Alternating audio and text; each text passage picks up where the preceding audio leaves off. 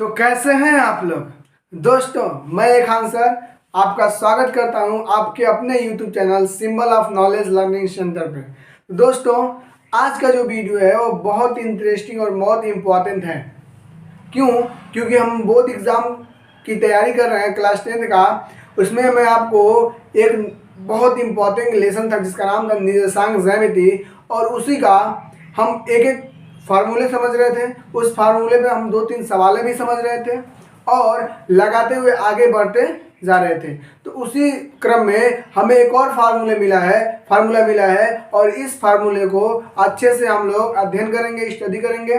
करने के बाद इस पर 1-2 सवालें भी सॉल्व करेंगे, ताकि जब आप बोर्ड एग्ज़ाम जल्द ही हाल ही में आपका होने वाला है और जब आप बोर्ड एग्ज़ाम में बैठे तो आपको इस लेसन से जितने भी क्वेश्चन आए उसमें कोई भी परेशानी या प्रॉब्लम ना हो। इसलिए अगर आप क्लास 10 के छात्र हैं तो इस वीडियो को पूरा देखिएगा, और देखने के साथ अगर आपके कोई फ्रेंड हैं उसको ये बताइए, सेंड कीजिए कि भाई क्लास 10 अगर आप उसकी भला चाहते हैं तो उसको बताइए ज़रूर कि क्लास 10 की तैयारी कर रही है मैथ का, तुम भी करो और अपने जितने भी फ्रेंड हैं उनको बताइए। तो चलिए शुरू करते हैं। उससे पहले आपको मालूम है कि मैं कभी भी पढ़ाने से पहले कुछ ना कुछ ऐसी बातें बताता हूँ जो बातें आपको किसी भी उम्र में काम आ सकती है, किसी भी अवस्था में काम आ सकती है, किसी भी जगह काम आ सकती है। यानी कुछ ऐसे स्टोरी बताता हूँ, कुछ ऐसे मैं कहानियाँ आपके सामने रखता हूँ। उन कहानियों के माध्यम से आपको ये मालूम चलता है कि कौन सी प्रॉब्लम्स को कैसे हमें सॉल्व करना चाहिए और अपने जीवन में क्या अच्छा करना चाहिए और क्या बुरा करना चाहिए, यानी क्या करना चाहिए क्या नहीं करना चाहिए। तो चलिए शुरू करते हैं। आज का जो हमारा टॉपिक है वो बहुत इंटरेस्टिंग है दोस्तों, यानी जो कहानी है ना बहुत मजबूत है। मजबूत क्यों है? क्योंकि कहानी का नाम ही है सहनशीलता। सहनशीलता यानी सहन करने की क्षमता जिसके अंदर जितना अधिक है वो उतना ही ज़्यादा कामयाब है। मतलब क्या है, एक बार की बात है, एक संत एक महात्मा रहते थे। वो संत जो था वो बहुत छोटे पर की बात है उनकी, वो बहुत छोटे थे, अभी उनको ज्ञान की प्राप्ति नहीं हुई थी। फिर भी वो बचपन से ही ना बहुत सहनशील थे, हर काम को एकदम अच्छे से करते थे और उसमें जो भी कठिनाइयाँ आती थी उससे बहुत अच्छे से निपटते थे। जब वो धीरे धीरे इसी तरह करते करते अब वो बड़े हो गए, उनको ज्ञान की प्राप्ति हो गई और वो एक महान संत बन गए। संत बनने के बाद अब उनका जो व्यवहार था दूसरों के व्यवहार से बिल्कुल अलग हो गया। यानी अगर उनको कोई गाली भी देता था वो उसको दुआ दे देते थे, और उनको कोई कुछ बोलता भी था भला बुरा वो उसको आशीर्वाद देते थे। यानी वो संत जो थे इतने अच्छे थे कि पूरे गांव पूरे उस क्षेत्र में उनका नाम चलता था, यानी किसी का बुरा नहीं चाहते थे वो। तो एक बार क्या हुआ, वो संत जी ट्रेवल कर रहे थे, यात्रा कर रहे थे बस में और कहीं जा रहे थे दूर। ट्रेवल करते समय, यात्रा करते समय वहाँ पे एक नवयुवक खड़ा था। वो नवयुवक बार बार संत जी के पैरों पे अपना पैर इस तरह रख देता था, यानी उसका पैर बार बार संत जी के पैरों पे लग जाता था, बार बार लगातार। इस तरह करते कम से कम 10 से 15 बार ऐसा ही हुआ कि बार बार वो उस लड़के का पैर संत जी के पैरों पे लग जाता था। अब संत जी बोले उससे कि बेटा, लगता है तुम्हारा पैर दर्द कर रहा है, लाओ मेरे जंघे पे रख दो, मैं इसे सहला देता हूँ, मैं इसे हल्का सा दबा देता हूँ ताकि तुम्हारा दर्द सही हो जाए। और इतना कहकर संत जी ने तुरंत उसका पैर अपने जंघों पे रख लिया, गोद में रख लिया और उसको सहलाने लगे और दबाने लगे। ये देखकर आसपास के जितने भी यात्री थे वो सब इमोशनल हो गए, एकदम भावुक हो गए, और लड़का एकदम लज्जित हो गया, एकदम शर्मिंदा हो गया। शर्म के मारे उसका सर झुक गया और वो तुरंत संत जी से माफ़ी मांगा और अपना पैर वहाँ से दूर किया। कहने का मतलब है कि अगर हमारे अंदर सहनशीलता है तो हमको सहनशीलता ही सफल बना सकती है, क्योंकि जिसके अंदर जितना सहन करने की क्षमता है वो उतना ही दूसरों से अच्छा व्यवहार करेगा। यानी अगर आपको कोई गाली भी दे रहा है, आपको कोई भला बुरा भी कर रहा है या आपको कोई चोट पहुंचाना चाहता है, तो आप कभी भी उसे गाली मत दीजिए, उसे चोट पहुंचाने की मत सोचिए। क्यों? क्योंकि क्या फ़र्क रह जाएगा उसमें और आप में। ये बात हमेशा ध्यान दीजिएगा, क्योंकि सहनशीलता ही आपको सफल बनाएगा। तो चलिए, उम्मीद करता हूँ आप लोग ऐसी ऐसी गलतियां अगर किए होंगे या करने वाले होंगे तो उससे दूर रहिएगा, और ऐसे लोगों का जवाब एकदम अच्छे से दिया जाता है।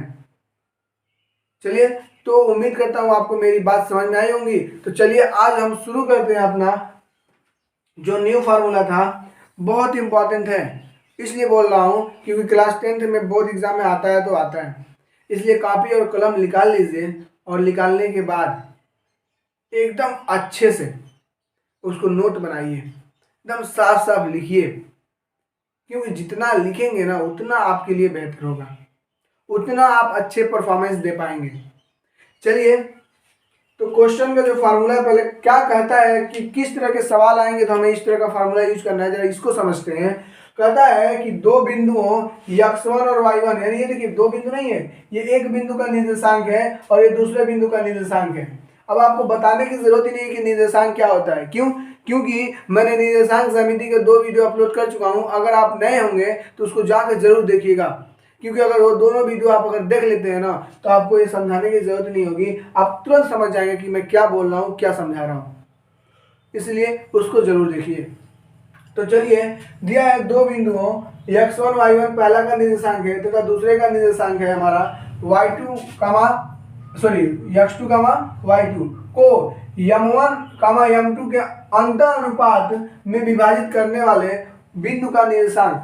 मतलब क्या सुनना, मान लीजिए यहाँ पे एक पॉइंट है और यहाँ पे एक पॉइंट है, इसका निर्देशांक क्या है हमारा x1 y1 है, इसका क्या है x2 y2 है। क्लियर? अब मान लीजिए यहाँ पे कोई बिंदु ले लिए, ये बिंदु जो है इस रेखाखंड को m1 और m2 के अनुपात में विभाजित कर रहा है। क्या कर रहा है? ये पॉइंट जो है इस रेखाखंड को m1 व m2 के अनुपात में विभाजित कर रहा है। हमसे क्या पूछेगा कि बताइए वो पॉइंटवा का निर्देशांक क्या है, यानी इसी पॉइंट का निर्देशांक पूछना है। तो सिंपल है, फार्मूला क्या लगाएंगे, क्योंकि निर्देशांक जो निकलेगा इसका x और y होगा कि नहीं, x और y होगा। तो x निकालने के लिए हमारा ये फार्मूला इतना है और y निकालने के लिए इतना है। मतलब क्या है, m1 यानी जो यहाँ वाला अनुपात होगा उसको लिखेंगे यहाँ पे, x2 यहाँ सुनिएगा x2 लिखना है, यानी ये वाला लिखना है, प्लस m2 x1 अपान m1 प्लस m2, नीचे वाला दोनों अनुपात को जोड़ देना। अभी इस पर एक हम आपको एग्जाम्पल कराएंगे ताकि आपको एकदम अच्छे से समझ में आ जाएगा।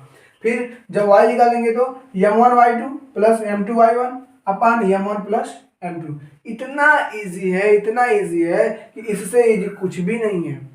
इसलिए अभी मैं आपको जो भी इस पर एक सवाल करा दूंगा, इस पर एक क्वेश्चन करा दूंगा, आपके लिए भी इजी हो जाएगा। इसलिए इस क्वेश्चन को इस फार्मूले को एकदम अच्छे तरीके से अपने कॉपी में नोट कीजिए, और हम एक क्वेश्चन करा के आपको ये फार्मूला यूज करके दिखा देते हैं, ताकि बोर्ड एग्जाम में आएगा तो बता दूँ 2 से 3 नंबर के क्वेश्चन में आते हैं। अब 1 नंबर वाला क्वेश्चन गया, 1 नंबर में आता ही नहीं है। क्लियर? एक बार और मैं रिवाइज कर देता हूँ कि क्या है, इस फार्मूले को कहाँ यूज करेंगे कि जब 2 बिंदु दिया होगा, दोनों बिंदु का निर्देशांक दिया होगा और हमसे पूछे कि वह एक बिंदु बताइए जो उस रेखाखंड को m1 और m2 के अनुपात में विभाजित कर रहा है, उसका निर्देशांक क्या होगा। इसके लिए हम इस फार्मूले का यूज करेंगे। सिंपल है, तो इसका स्क्रीनशॉट लेके या कॉपी में नोट करके वीडियो को रोक कर उतार लीजिए, समझ लीजिए। अब एक सवाल इस पर लगवाते हैं, उस सवाल के माध्यम से आपके दिमाग में एकदम घुस जाएगा, छप जाएगा कि हाँ आखिर ये यूज होता है तो होता कहाँ है। ओके, चलिए ये वाला प्रश्न देखिए तो कितना इजी प्रश्न है, कितना मतलब बहुत ज्यादा इजी। क्वेश्चन को पहले पढ़ते हैं, पढ़ने के बाद उसको समझते हैं, समझने के बाद फार्मूले को याद करते हैं कि हाँ क्या इस तरह का फार्मूला सवाल को लगाने के लिए कोई फार्मूला है कि नहीं। उसके बाद हम इस पर कुछ काम करते हैं। तो सबसे पहले क्वेश्चन को पढ़ते हैं। कहता है उस बिंदु के निर्देशांक ज्ञात कीजिए जो बिंदुओं -1, 7 और 4, -3 को मिलाने वाले रेखाखंड को, देखिए 2:3, 2:3, 2:3, यानी ये क्या है, m1 है और ये m2 है। के अनुपात में विभाजित करता है। सिंपल तो है। हाँ सर, अभी अभी इसी के बारे में जिक्र कर रहे थे आप। हाँ, हम इसी के बारे में बता रहे थे कि दो बिंदु हैं। क्या बिंदु है सुनिएगा, यहाँ बता देते हैं इसको बिंदु के बारे में। एक बिंदु यहाँ पे और एक बिंदु यहाँ पे। इस बिंदु का जो निर्देशांक दिया गया है -1,7 है, और इस बिंदु का निर्देशांक जो है वो 4,-3 है। हमसे कहता है कि एक पॉइंट यहाँ पे है जो इसको 2 और 3 यानी 2:3 में विभाजित कर रहा है। इसी पॉइंट का निर्देशांक बता दीजिए क्या होगा। मान लेते हैं इस पॉइंट का निर्देशांक जो है x और y है। हाँ, इस बिंदु का निर्देशांक क्या है, x और y है। अब फार्मूले क्या है या सुनिएगा, हमें उसी बिंदु का निर्देशांक ज्ञात करना है, इस बिंदु का। अब इसमें समझना फार्मूला क्या लिखवाए हैं। x के लिए क्या लिखवाए हैं, m1x2 प्लस m2x1 अपान m1 प्लस m2। x के लिए लिखवाए हैं। y के लिए क्या लिखवाए हैं फार्मूला, m1y2 प्लस m2y1 अपान m1 प्लस m2। अब जरा सुनिए सुनिए सुनिए, m1 कौन है जी, ये 2 है, और m2 कौन है, 3 है। क्लियर है।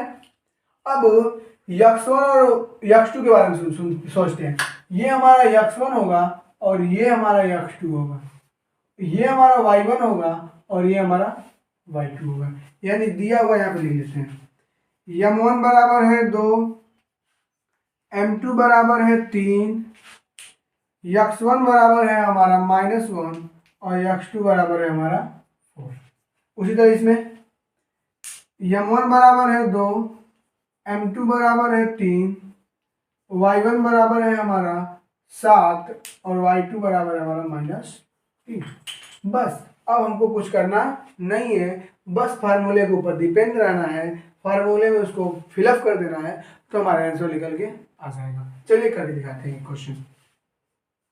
देखिएगा, m1 कितना है बाबू, 2 गुना x2 यानी 4 प्लस है तो प्लस, m2 कितना है 3, x1 कितना है -1 अपान m1 प्लस m2 यानी 2 प्लस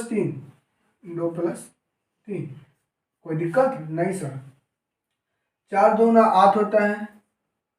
अब सुनिएगा, यहाँ पे प्लस माइनस होते हैं माइनस, और 3 बन जा 3 अपान 3 और 2 जोड़ेंगे कितना हो जाएगा बाबू, 5। 8 में से 3 घटा देंगे कितना आएगा 5, और नीचे कितना है 5। 5 से 5 गया 1, ये नहीं कि 5 से 5 का 0 लिख दे, नहीं, 5 से 5 में डिवाइड का सिंबल है, ध्यान दीजिएगा। 5 के 5 में डिवाइड करेंगे 1, यानी x की वैल्यू क्या आ गई हमारी। अब y की वैल्यू निकाल लेते हैं, सिंपल वही है, m1 यानी 2, y2 कितना है यहाँ पे -3 प्लस m2 कितना है 3, y1 कितना है, y1 7 अपान m1 और प्लस m2 कितना आया था 5। कोई दिक्कत, सुनिएगा से 3 2 6, लेकिन सिंबल किसका माइनस का, क्योंकि प्लस माइनस माइनस, प्लस है तो प्लस, 7 3 21 अपान 5। ठीक है, 21 में से 6 को घटा देंगे हमारा पाएगा 15, और नीचे कितना है पहले से 5, 5 3 15, यानी y की वैल्यू क्या आ गई बाबू 3 आ गई। मतलब क्या है, इस बिंदु का जो निर्देशांक है वो हमारा 1,3 होगा। कितना इजी है। हाँ, वो 1,3 जो होगा उस बिंदु का निर्देशांक होगा जो बिंदु उस रेखाखंड को डिवाइड करेगी 2:3 में। इजी है, और बोर्ड एग्जाम में ना ये कब पूछा गया है, एनसीईआरटी वाला क्वेश्चन है, आपके बुक में भी होगा, 2019 के पेपर में आया था ये क्वेश्चन, सेम यही क्वेश्चन। इसलिए आपको ये क्वेश्चन पे मतलब नहीं रखना है, फोकस नहीं करना कब आया कब नहीं, इससे मतलब नहीं हमको किससे मतलब है, हमें इस फार्मूले से और इस कॉन्सेप्ट से मतलब है कि जब इस तरह के सवाल आएंगे तो हम उनको सॉल्व कैसे करेंगे। बात समझ में आ रही है। तो जब इस तरह के सवाल आएंगे आपको घबराने की बिल्कुल जरूरत नहीं है, कुछ ऐसा याद कर लीजिए इसको ऐसे अच्छी तरीके से कि जब इस तरह के सवाल आए तो आप तुरंत लगा दें, हाँ ये तो पढ़ाए थे आंसर। ओके, इसका स्क्रीनशॉट लीजिए, अच्छे से कॉपी में नोट कीजिए, आगे बढ़ते हैं हम लोग। ये वाला प्रश्न देखिए तो इतना मजेदार प्रश्न है, इतना मजेदार प्रश्न है कि इससे मजेदार कुछ है ही नहीं है। नहीं होता है वो कहावत, वो नहीं ऐसा ऐसा स्टोरी होता है कि दो लोग आपस में झगड़ा कर रहे हैं और तीसरा गया छुड़ाने, और दोनों लोग को वो छुड़ा कर अलग कर रहे हैं। अभी क्या हुआ, तीसरा का क्या किए, दोनों लोग मिलकर उसी को लगे मारने। ऐसा सुने हैं ना, ऐसा घटना देखे हैं कि नहीं? सेम वैसा ही है।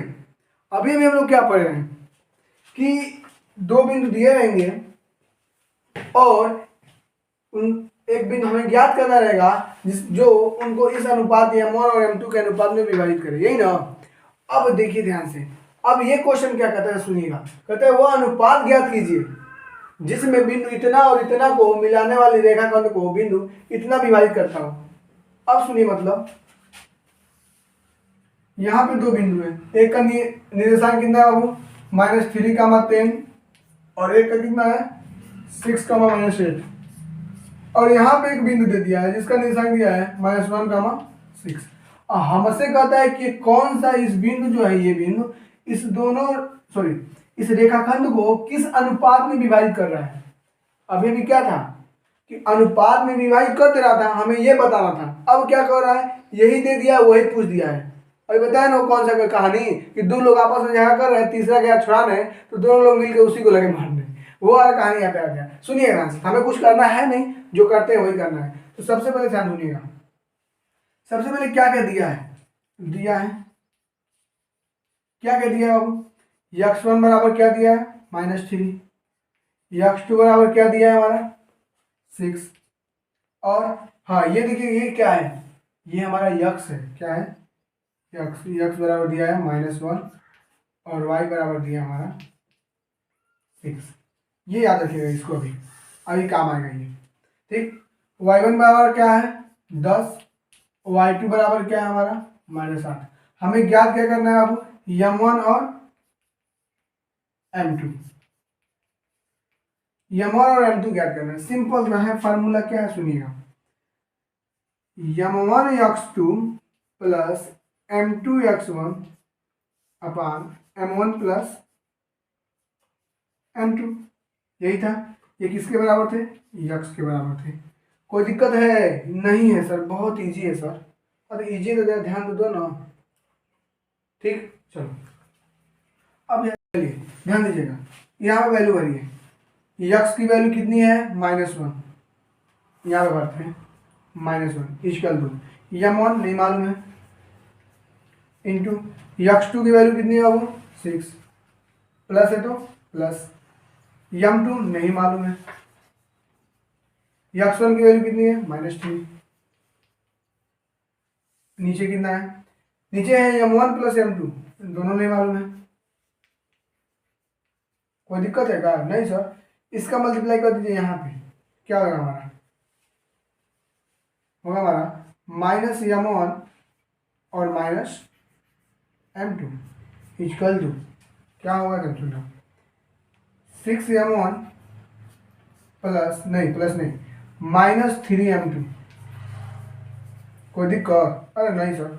अब जरा सुनिए सुनिए सुनिए, इस m1 को क्या कीजिए, ये रहने दीजिए, ठीक है। m2 को इधर लेके आइए और m1 को उधर लेके जाइए। क्या बोला हूँ, m2 को इधर लाइए और m1 को उधर ले जाइए। क्या दृश्य बनेगा ध्यान रखिएगा, देखिएगा 3m2 इधर आएगा तो प्लस में हो जाएगा, क्योंकि इक्वल टू पे जब इधर आएगा तो इधर माइनस में, इधर आएगा तो प्लस में। क्या होगा हमारा 3m2 और माइनस पहले से एगो m2 है इक्वल टू, ये इधर माइनस में उधर जाएगा तो प्लस में, हाँ 6m1 प्लस एक और m1 आ गया। ये 3m2 में से एगो m2 घटा देंगे, 2m2 बचेगा इक्वल टू 6 और 1 7m2 m1। अब सुनना, 7 को इसके नीचे लाओ और m2 को उसके नीचे ले जाओ, क्या बनेगा 2/7 इक्वल टू m1/m2। यानी आपको छोटे क्लासों में जब रेशियो पढ़ाया गया होगा तो बताया गया होगा इसका मतलब क्या होता है, बट्टा होता है, बट्टे मतलब रेशियो होता है। यानी m1 ratio m2 equal to 2/7। यानी m1 की वैल्यू 2 आ गई और m2 की वैल्यू 7, यानी वो बिंदु का जो निर्देशांक सॉरी वो भी ये भी जो बिंदु है इस रेखाखंड को 2 और 7 के अनुपात में विभाजित करेगा। आया बात समझ में? तो इस तरह के क्वेश्चन आपके बोर्ड एग्जाम में आते तो आते रहेंगे।